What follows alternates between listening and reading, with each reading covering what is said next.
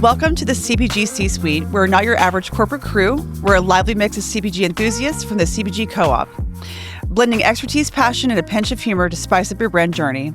Join us as we dish out hot takes, fresh insights, and a few laughs, hopefully even while we talk about fundraising, turning the often daunting CPG world into an adventure. Whether you're looking to level up or just love what you do a little more, the CPG C-Suite is your VIP pass to top shelf of brand brilliance. And so talking about top shelf and about, I think, one of the top CPG hot takes that we wanted to talk about, we do have one of the two top beverage people in the world here with us. Where are they?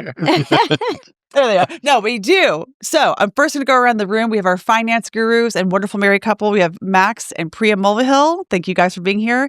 We have Paul Beaupre and Monty Ammons. And Paul does GM and fractional COO work, and Monty is operations, manufacturing, and supply chain and ingredients and all sorts of things, but also two really badass beverage guys, and I'm not kidding. So I'm going to stop talking, and we're going to talk about the non-alc beverage movement and how that's happening. And you two, please chime in too for what you're seeing as well. But Paul, Monty, take it away. Yeah, Emily, it's one of the most exciting beverage categories to me. Yeah. I don't think it's a fad or a little bit of a trend. I think it's a movement. And large beverage companies are starting to notice it. It's scaring the bev-alc companies, the major ones that are getting into the game, and it's providing all sorts of creative space and upside for the early entrants from the creative young early stage brands as well. Yeah. We're seeing lots of stuff across different subsegments, but it's a really exciting space. It's one where I participate by drinking more in moderation. Yeah. I see the business opportunity, and the founders are so credentialed and so diverse and have such good backgrounds. It's really an exciting place to play in. That's cool. Can I ask you before we move on to Monty, what are some of those sub-segments you're talking about? And what are some of your favorite brands that you're looking at that you're talking about? Or if you can talk about any of them, that'd be great. Yeah. There's so many good ones. Like, I think some people think of one of them that's in hyper growth mode now is the hemp-based THC drinks. And a lot of that's THC and people are waiting on regulatory. Right. But you've got Can and you've got Breeze that are two leading ones in there. And then you've got like spirit alternatives. Ritual is one that sold to Diageo in the past year. Right. That's kind of a one-to-one analog for spirits. Athletic Brewing in the beer space is absolutely crushing it. Nice. And then you've got like the mocktails, the ones that maybe replicate an aperitif. It could be a Dessois, and Katy Perry's backing that brand. I do like that one. I'm sorry. I drink a lot of those. Okay, go ahead. Sorry. And some of them are really formulated with really globally inspired flavors. Mocktail is one that both Monty and I have been participating with since the beginning or the last few years. And then there's some people looking for lower sugar options that can be maybe, drink well with others. There's one called Hapsy out of Atlanta that's non-carbonated. Like most cocktails are non-carbonated. It can be drunk on its own or on a certain occasion, it can be drunk with alcohol. Nice. 94% of the consumers in this space that drink adult non-alcoholic also consume alcohol. So having a product that is versatile and can meet consumers where they are and play both roles is really exciting. But I'll leave some airtime for Monty. Monty, this guy knows it better than anybody on the planet, I think. But what I'm seeing as well, and what's so exciting to me about the category, is there's really this segmentation starting to form of these different occasions. There's the mood enhancement, there's the alcohol replacement, where I want that buzz, I want that social inebriant. Then there's one that's more, I just want to chillax, and it's more, mushroom based, and then you've got the THC, and you've got the other end of the spectrum, which is I want to have something that feels cool in a social setting, but I don't want any inebriant. And it's going all the way to it's influencing even like the sparkling waters are starting to replicate a lot of the flavor profiles. So this whole non-alc space to me is this wide. And you're right, it's real. I mean, when we were working on this 4 years ago, you couldn't get into retail because the retailers were like, where do I put it? What's the set? Yeah. That's right. It's right. When we were doing that with, I forget what brand it was. We were talking about this because they didn't have a space for it at retail. And now think about it. Blew my mind when you said that. I was working on a brand when they had interest with Kroger, and Kroger's like, well, I don't know where to put it. I can't bring it in because I don't know where to put it. And that was 3 years ago. Yeah, now look at it. Now they're doing sets Yeah, specifically for it. There are retailers have really made a lot of progress. Some of these non-alc bottle shops, Sachet is a leading one. There's one in Orangely and Indianapolis. There's Soberish in Atlanta and the Zero Proof. They're starting to integrate retail, wholesale, online, and they're realizing, and this is bleeding over into mainstream, where a Total Wine will have a dedicated set. But Monty hit on something too. There's kind of two divisions. Like, is it one that just has nice, sophisticated taste, or is it one that has a state effect on you? Yeah. And the Cava space is one that really interests me in terms of having a mouthfeel and an impression and a state change. And I know both you guys have been involved with that business, some connections we've made. So a Cava beverage? Yeah, Cava Haven. Yeah, it's a great product. I'm so sorry. This is because we have a Cava bar here that people would actually go to. So yeah, please go ahead. It's basically competing as a spirit. So it's just a bottle and you can drink it straight or mix it with other things. I do think in the long arc of this category, you are competing with cheaper products like sparkling water and stuff. So I think, in my opinion, products with some sort of functional ingredient that has an effect, right, like a Cava, is going to be important to win in the long run. And just as a consumer of the product, my personal experience is that it does kind of fill the need.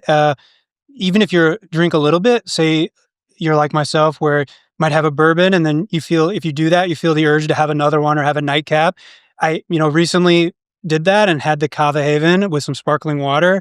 And that was like a great replacement for drinking more alcohol. And so I agree that just in my own life and my personal experience, a lot of people still will drink socially, but they're really cutting back and they need things to replace. So if brands like Cava Haven can end up on premise where people are socially drinking, I think they have a chance at really winning. And so I think that's what people should be looking for. I love it. Yeah, I think what excites me most is what Max kind of just touched on is the on-premise opportunity. Yeah. We're talking about the natural channel and being in retail, which is great that there's a set for them. But I think there's a big opportunity. We've seen some other brands like Drink Leisure at events, obviously. Liquid Death has gone into events. I know it's not the same category, but just seeing that more things on premise, whether you're out at, Top Golf for a work happy hour, and you're somebody like me who really doesn't drink, I can have something social like that and still feel like I'm involved. So I think there's a big opportunity there, and I'd love to see more of these non-alc or alternatives kind of hitting that channel more. I think that'd be interesting. Yeah, we have ACL here in Austin. We are in Austin, and I remember when Liquid Death not launched, but they introduced it at ACL, and everyone thought it was beer. Yeah, I was like, "Is this beer?" And I took it away from our kids really quickly. I was like, "That's beer," and because we didn't know, because this was the introduction of Liquid Death. Now thinking about that, so a lot of this, a lot of these beverage brands and non-alc brands are seeing a lot of investment, and a lot of them did have to fundraise. Did you guys like that transition I just did? Very smooth, very well done. So I will tell you that one thing that I talk to a lot of founders every day. It's my favorite thing to do ever is talk to founders. I love doing it, and the number one question I get asked, first out of the gate, fundraising. It is everywhere and it's needed. Everybody hates it. And it's it can be nightmare fuel for many. So I'd like to talk about fundraising. Let's talk about the nitty-gritty and dirty world of fundraising, and let's see if we can get some founders through it. So Max and Priya, I wanted to start with you guys on your thoughts on financial thoughts and things. Before fundraising, during fundraising, what are things to consider and get dirty? Yeah. Well, I think it really depends on the stage of the company. Yeah. If you're very early stage and you have a very compelling story, you can probably raise seed rounds and things from people that are excited about your story without much else done on the financial side. I would say in those situations, though, it's better to try to keep it close, keep it to friends and family, fund it yourself if you can. As your business is scaling a little bit and you're getting with more professional investors, you're going to have super clean financials. Yeah. And what I try to do in my work is basically provide PE approved financials and documentation so it can quickly go through any kind of diligence. But I think besides that, it's helping founders tell their story around those financials and integrating that story, the financial story, into their total brand story. So that's probably one of the most important steps you can take. And companies tend to do that cleanup later, too late. So it's often it's best to do it early and be able to kind of put all those years of financials together and be able to tell that story in a super clean way. So that's usually where we get involved often. Yes, I have really, really deep feelings about that, just really fast from a marketing perspective and from working with founders. because financial jargon and stuff can be very daunting. My husband's had to teach me over probably a billion years because it doesn't come naturally to me. I'm a marketing person, but I love doing financials, but using that language is also really hard. So I just want to reiterate that big point that you just made. Integrating it into your story and being comfortable with the story and being comfortable with the numbers and making sure you are clean right from the beginning as much as you possibly can be. But I cannot stress that enough because a lot of these founders are wizards. They're chemists. They're passionate. They have a 45-year-old recipe that's been handed down. And getting that financial acumen, no matter how you have to get it and understand it and deeply understand, is really important. And it should weave itself into your story. I just cannot stress that enough. Says I see. Yeah. And Max is being modest too. One of the companies that we didn't mention that's absolutely crushing it in this space is Hi-Yo. And Max has been involved with that business for a while, really helping them behind the scenes and getting them ready. You've read them. They've got investment from Constellation. They've got major partnerships from live music venues. And they really did a great job going from like an e-commerce based brand and pivoting into retail. It's got a way that most people in the industry are watching and looking at them. Yeah. And again, also really sharp founding teams like you see so often in this category. Yeah. I remember seeing them at Expo West. Yeah. And the founders have grown really well with the business and their financial acumen. They've really stepped up and learned how to tell that story and speak to those financials. Yeah, because I think go ahead. I was gonna say the second part to that is knowing who your stakeholders are and what they want when they come in. And that's something we learn a lot as we're talking to these founders is, how does your stakeholder, your investors, how do they want to communicate? What do they want from you? Whether that's weekly, quarterly, those investor updates, what does that look like? And being ready for that, because a lot of times, these founders are getting on these calls, and to what you were just saying, if they don't truly understand what happened with their trade spend, why was it so high that month? Right. Telling that story along with, we talk about this a lot, but their unit economics per channel, those are the types of things that a lot of investors, stakeholders, whether they're some of these larger, Constellation brands and have more experience with it, or even just investors that are involved with a lot of companies, they want to know what that looks like. And so I think it is important, as daunting or overwhelming as financials can be for these founders, even if they just have some of those basics that they know their investors are going to want to know and those communication styles, I think it'll get them a long way. Yeah, I agree. Yeah, I think on that, basically, even if you have bad news to report, if you can tell the story, you can manage these stakeholders and you can keep people really invested in your business. So that's why understanding how to communicate to those people is so important. Yeah, and just real quick, my finance husband, again, keep bringing him up, but I would make him Q&A me and kind of skewer me before I'd have to go in and do. I'd be like, give me the hardest questions you got, because sometimes it's all just about practice and rehearsal sometimes with these things and positioning it in the way that you need to position it and having to tell a scary story. But it's going to be okay if you can get it down and get those financials down. So I know you had a point too. I'm sorry. Yeah, I was just going to, Max and Priya said two little things that I think are really important, kind of get lost.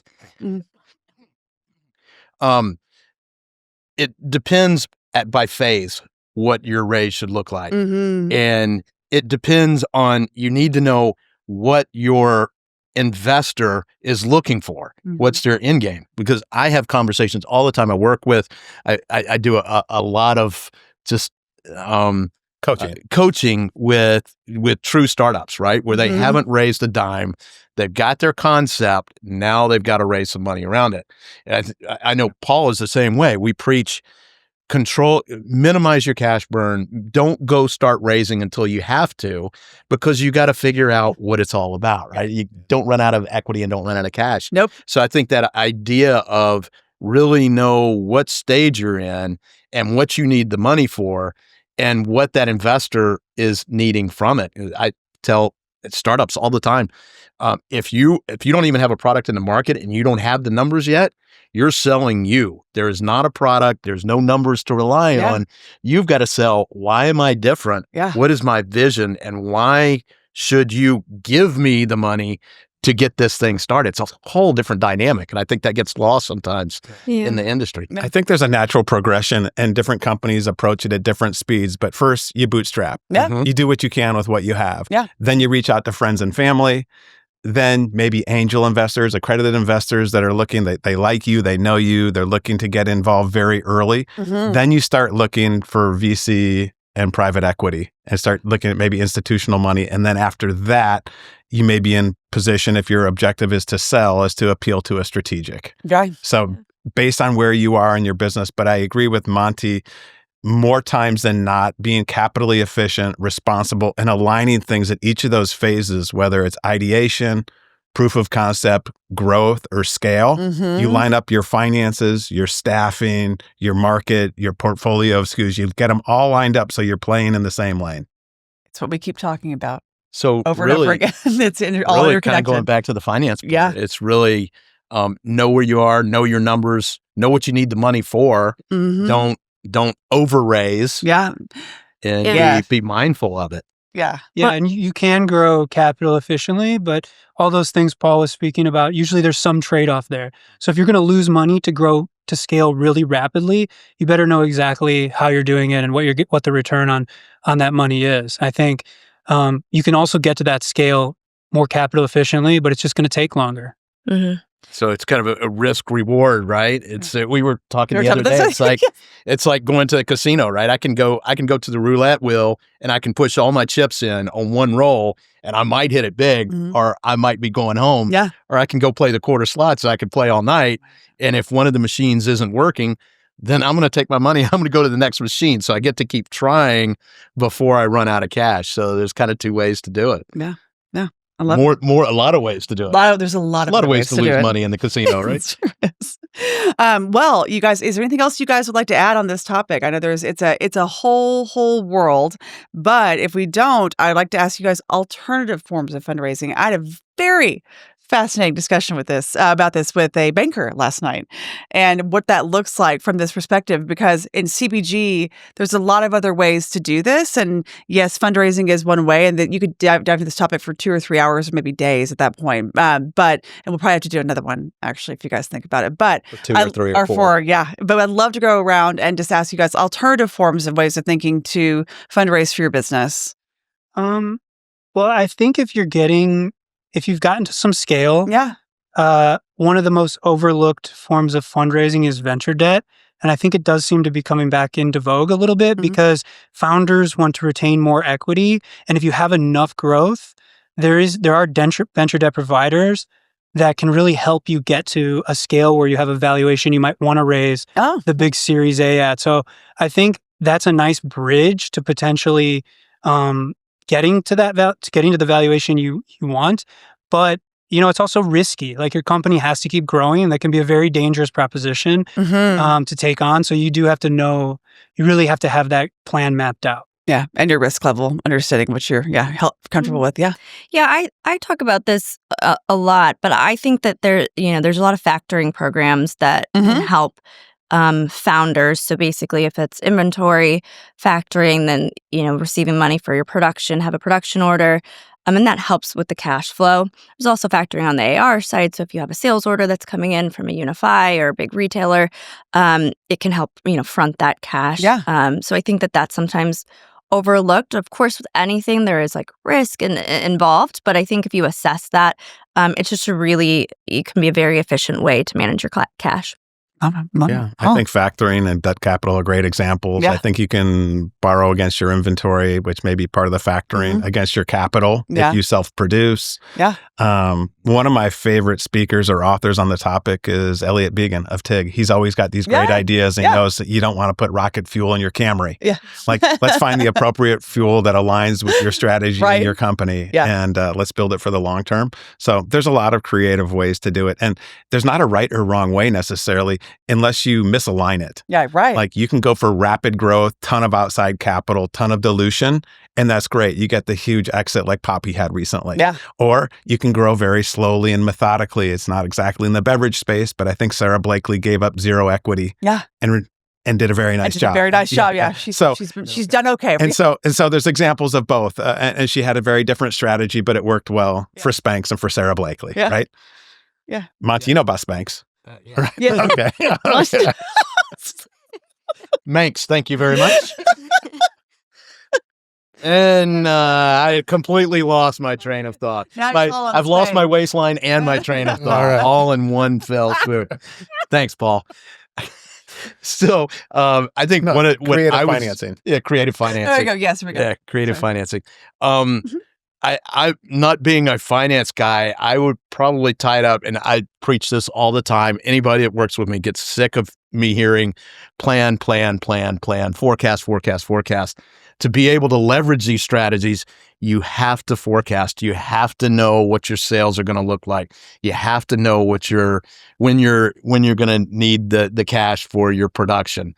And that's absolutely critical. So I know I'm a broken record, and I'll pass it. Listen, I come from the world of PR. This is how old I am. We used to have to pitch, remember magazines when we had those, actual magazines. Sure. And so there were a bunch of them back in my day. And so we had to pitch 12 months in advance. And as we were talking about yesterday, you need to be planning. I mean, we would plan out years in advance and roll out programs. And all of it was tied to, we had to talk to finance. We had to talk to operations. We had to make sure that we weren't screwing over operations and supply chain if we partner with a TikToker who had 200 million followers or whatever. So it is that plan. I cannot agree with you more on that. We have an operations one coming up next, and I can't wait to talk about that too. So there's also wonderful programs out there that help entrepreneurs, whether it's Whole Foods Leap program. Yeah. They not only help get you some retail experience, but they also seed you with a little bit of funding. Yeah. And then Pharrell Williams has these things that tend to cater to the African-American founders. Mm-hmm. And there's a lot of grants and opportunities and small business loans. So there's a lot of different ways you can go. But having a clear plan, understanding the trade-offs, making it appropriate with which phase of your growth you're in are really critically important. That's also a really great point. There's also a lot of great communities that are out there that can also help support this. I mean, we all know each other from SKU, right? Yep. And then there's Naturally Network, which has chapters all over the country. There's Startup CPG. There's us. But we know we love to help founders, but there's also ways, and you can turn to those communities. And my biggest thing for founders too, I think, is to make sure you do find a community. It can be a very lonely job sometimes, and fundraising can feel really daunting. It's one of those things that you feel you have to deeply understand. Feel free to come ask not stupid questions to people that like us, we're always here, but there's a community out there that will help you. So I think also remember that. That's really important for all these founders. We're all here for you. We can do this together. So, yeah. I think that's one of the things that I love about CPG. Yeah. I don't know that there are other industries that are this collaborative. Yeah. Even direct competitors. You go to your direct competitor and you go, man, I got this issue with UNFI. Mm-hmm. How did you solve it? Oh, well, let's sit down and let's talk about it. Talk to him. Mm-hmm. It's amazing how collaborative and giving this industry is, mm-hmm. but you just have to reach out. Yeah. And people you'll be amazed how fast your network grows, right? It does. It's like that. Yeah. It's a big industry that's very, very small and mm-hmm. very collaborative and very helpful. I agree. So we've all been doing this for a lot of years. We have a ton of experience, and we know a lot of the thesis behind the investors. What do they invest in? What do they look for? What are they doing now versus maybe 5 years ago? So I know oftentimes we can help founders kind of target their efforts towards the right places or make warm introductions. It's usually better to do that than to make a cold call. Yeah. But also, if you do get on the call, make sure you understand the investor's thesis. You don't want to be pitching them on something and then have them interrupt you and say, we don't invest in beverage, or we don't do something that has hemp-based cannabis, or we don't do anything that we don't do that at all. Yeah. It's just not a good use of anybody's time, and it looks almost disrespectful. But just doing your homework as a founder is critical, and we help them kind of brush up and bone up and then make those introductions. And I think that's also because we are the ancient ones. We are able to connect. Some of us more than others. But we are. So I think, but it is making those connections and that networking, right? And, if you want to reach out to someone, please contact us and we can, or go on LinkedIn and do your research. It's such a good point, because I do have friends in that space, and some of the stories I hear about founders reaching out is wild. And I please don't make that mistake, because they may forgive, but they do not forget. And it's very easy, and they all talk to each other. Yeah. So, because you're right, because it's all, but what I do love of this industry, I will end on this, is that whenever we talk about competition, we always say, well, there's room enough for everybody.